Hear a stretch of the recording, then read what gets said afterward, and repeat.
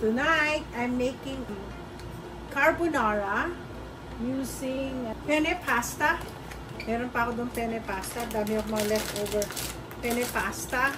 Ito yung tsura niya. So, ang ingredients ko sa aking carbonara is just easy. So, I'm gonna show it to you. So, I'm gonna have, of course, the penne pasta. Yun kasi may leftover pa eh. Okay, mamaya na yan. I have, of course, I have the garlic. Bumili na ako niyan kasi di ako napunta sa Asian store ngayon, umuulan. And onions. I have a green and red bell pepper. I have mushroom. I got bacon. And then I have chicken. So now, I have to boil ang penne pasta. Kasi right now, ito lang available. Ito, tsaka yan, ang liit. Ito, nasira. Hindi ko alam. I have to have that fixed. So, since my husband is allergic to dairy product, so what I'm gonna use is coconut milk for a cream. Masarap siya. I already did this one. And it's healthy.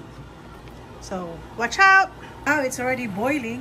If you boil the pasta, you have to put a little bit of oil so it will not stick.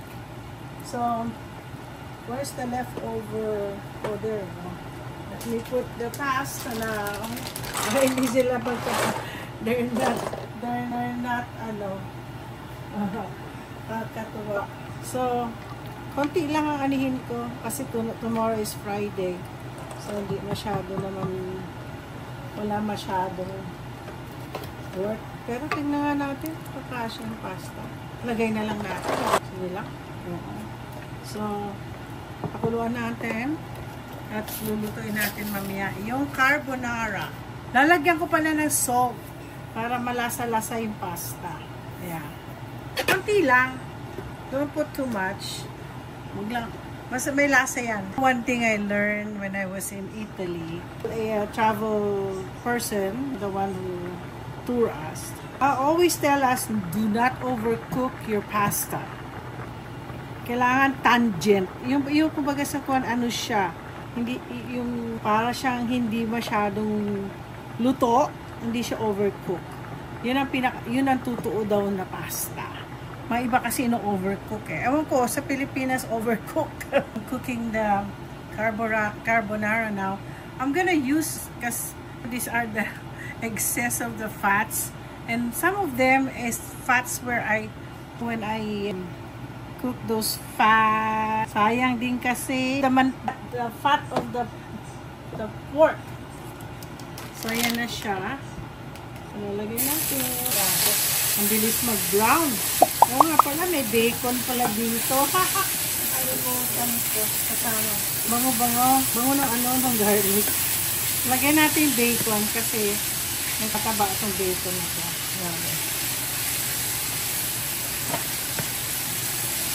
So, ano natin na maluto masyado yung ating bacon. Na-toasted. So, parang nagmamantika na rin yung yung bacon. Oops. Ayan. Nakita nyo. Parang nagmamantika siya. Look natin ulit. So, sunod dyan, nalagay natin yung chicken. Yung chicken na ginamit ko yung leg. So, tinanggal na yun. This is a boneless one. Because this is more softer.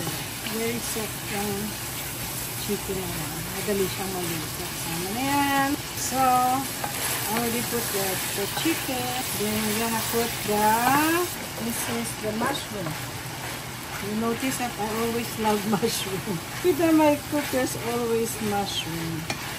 And then we'll just put together the green and red bell pepper. I have a lot of this in my garden. I just can't wait for them to grow. You know what I do after this? This one, I still have a leftover. I put them in a Ziploc and then I put them in the freezer. So every time I cook something like caldereta or anything and it needs red bell pepper, I'll just go and pick it up. That's easy, right? So, I have to put seasoning. Hindi ako masyado naglalagay ng salt. Siguro I'll just put pepper. Oh, naglagay na kasi ng salt doon sa sa pasta. So, put some salt.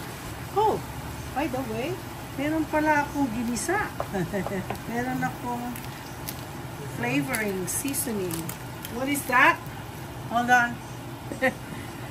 Na-intercept na ko kasi may nagtanong sa garden ko kanina. So, maybe I put a little bit of sabaw because I'll put the pasta here and then I'll put the coconut milk. We have to put this on boil. You see? Yeah. Lagyan ko ng konting konti lang na salt. Kaya nga ginaganyan ko hindi masyadong madami. Kasi maiba nakikita ko parang masyadong 1 tablespoon. Masyado. Sobra. So I'll put this on to boil. Saka ko ilalagay yung cream. Waiting for the carbonara. We ordered some apple pie. And look, Lance would like to have an ice cream. He's allergic to ice cream, but glory to God, there is a dairy-free ice cream which is cashew milk. Yeah, yun lang. So, magmimerienda na, pagkatapos niya kumain ng marami na steak, pero yung kanyang baked potato, dalhin na lang daw sa office tomorrow. It's already boiling. Uy, ang tigas. Wanna put the pasta in here. Kinamay na. Kahit mainit. Actually, it's still hot. Para magdikit yung lasa ng cream. So, ito na siya. Though, you know, it's so different from very cream. Yung mga creamer talaga. Nag-ano siya. Pero ito kasi, naano ko lang kasi it's still creamer. Lagyan ko pa rin ng pamasamahin natin para you know, mamaya ay, sayang. Nauulog yung mga kalulok. Ay, masarap na. So, this is how I cook the carbonara where my husband can eat. Yun ang nakakatuwa. I hope sa Philippines, meron na rin sila mga plant-based, Plant-based. Actually, meron din akong almond. I can make my own almond milk. Kaya lang, tamad. I'm just so lazy to do it. Yan. Kain ako ng konti kasi itong dinner ko. So, I'm gonna try this one.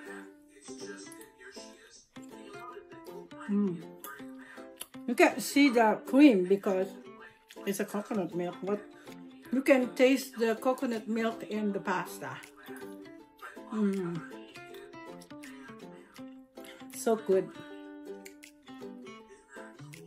I've been doing this many times. I'm using this for my husband's lunch too, and my lunch tomorrow.